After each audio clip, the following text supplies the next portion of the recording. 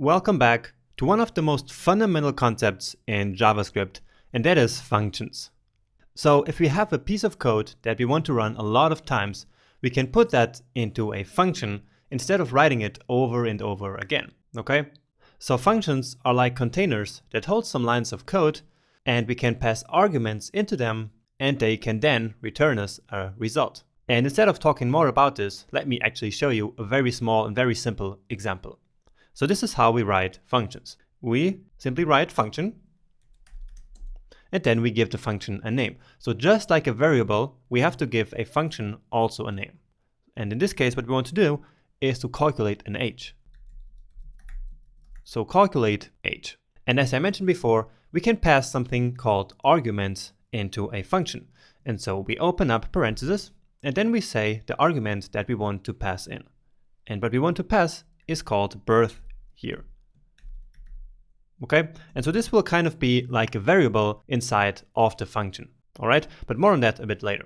So we say function, then the name of the function, then the argument that we want to pass into the function, and then finally the curly braces in order to write the function block. So all the code that is in here will be the function block. Now we can of course also pass 0 arguments into this, or we can also pass multiple. So we could pass more like x and y separated by commas like this, but in this case we only want one argument, which is the birth year. All right, so we pass in the birth year, and then we can return something from the function. So in this case, what we want to return is the age of the person. So we calculate it by doing 2018 minus the year in which the person was born. And so we can now basically use this variable inside of the function. Okay, so this birth year parameter that we defined here in this function definition up here. So I like to think of a function as like a machine that receives some input, then it does some stuff with it, and finally returns something else. So something new created from the data that we put in. So that is our function definition. Now let's actually go ahead and use this function. Okay, so to call this. So we can say now calculate age, then we open the parentheses, and now is the time where we pass in that argument. So let's say that we want to pass in 1990. And so like this, we will call the function. And the function will then take this value, this 1990, as the birth year. So this is now 1990. And then we will do this calculations, 2018 minus that birth year. So in this case, minus 1990, and will then return a result. Okay. And so that result, we have to store it somewhere. So let's create a new variable for that, age John. And so in age John here will be stored the result of calling this calculate age function. All right, so test that out and log age John to console. And here we go. So 28 years old. And that makes total sense because it's 2018 minus 1990. So again, we define this parameter here, or this argument, and you will hear me saying these two words, and they're not exactly the same, okay? But for now, let's just keep it simple and assume that arguments and parameters are the same thing, okay? So we defined this argument here of birth year, and so when we call the function, calculate age down here, and we pass in the value, then this birth year variable here, or argument, will be assigned that value that we pass in. So 1990 in this case. And then inside the function, we can use that. All right. So let's now calculate some more ages. So let me copy this here. And so we want age Mike, let's say 1948, and age, let's say Jane now, so a new person here, 1969. All right, and now we can log all of these to the console. And so let's see. So 28, 70, and 49. And so now you start seeing the power of the function, because instead of having to write that same code here over and over again, we can simply always call the same function. Now in this case, it would probably not be so problematic to write this code. It's just one line, but of course functions can be huge. They can be much bigger than this. And so then it of course becomes a lot more useful. And so functions are very, very important for one of the most important programming principles, which is called don't repeat yourself, or DRY. Okay, so the DRY principle is something really important in programming as general. So you should never repeat yourself, never write the same code, and instead put it into a function. And so that's why we have functions in JavaScript and in all programming languages in general. So that was just a very simple example of a very, very simple function. So let's now add some more complexity to it. And let's create a new function which will calculate the years until retirement. So based on our birth year, we will be able to calculate how many years we have left until we retire. So that's a little bit more complex, and so it's a good use case for a function. So years until retirement. And now let's pass in the birth year just as before, and also the first name. So as I mentioned, we can pass multiple things into a function, not just one argument. We can pass 2 arguments, or 0, or 3, 4, and as many as we want really. So how are we going to calculate the years until retirement?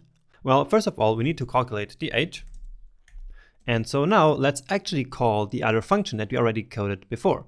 And so what this means is that functions can actually also call other functions. All right. And so let's calculate the age based on the birth year again. Okay.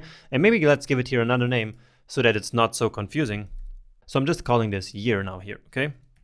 And if I change it up here, then of course I also have to change it here. All right. And so when we now call this function, this years until retirement, then we pass in an argument as the year, let's say 1990, and that will then be passed into calculate age.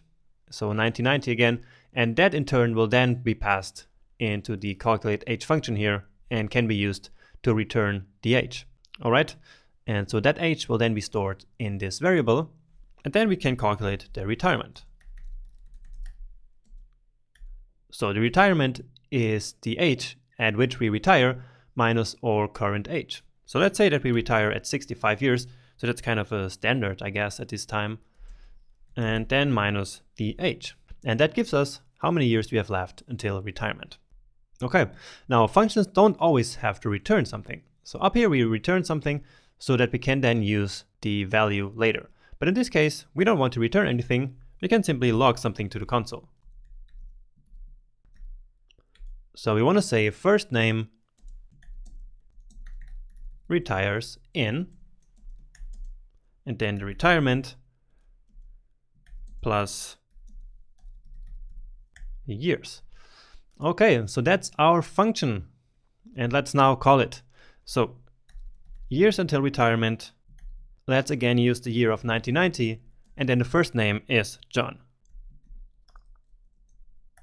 Okay, and this time we are not saving the result anywhere because there is not really a result. So that's what I just mentioned before. There is no return here in this function, and so there's no result, and so we don't have to store any result anywhere. So if we just now call this function like this, then all that's going to happen is that these calculations will be done, and then we will log something to the console. So let's check that out. And so John retires in 37 years. So let's quickly recap what happened here. We passed in 2 arguments, 1990, which is now called year inside of this function, and we also passed in this string called John, which will be called first name inside of that function. And so in our console.log, we use that first name here, which is John, and then also the year is used to calculate the age. And that age calculation is, as I mentioned before, done using the calculate age function that we coded up before up here. Okay, so functions can call other functions, and they also do not have to return anything. It's quite usual that they do, but of course they don't always have to. All right, so let's now do this with some other years, and we can actually use the same as before. And probably it's easier to just write it out. So 1969, and here we have Mike, and then also Jane. And so now you have John retires 37 minus 5 and 16. And so hopefully by now you see even better how handy it is to have all this code here in one function. Because imagine how repetitive it would be to have to write this for each of these persons, right? Instead, we just put all of this code in one function and therefore keep our code dry. So dry, remember, means don't repeat yourself. Okay, now just one thing that I see here is that we have minus 5 years here, and what that means is that this person, Mike in this case, is already retired. Okay, so let's add a simple if-else statement here. So if the retirement is greater than 0, well, in this case, it means that we still have some years left to retire, and then we want to log this to the console. But else, so basically if the retirement is 0 or less, it means that we are already retired. So let's log that to the console. First name is already retired.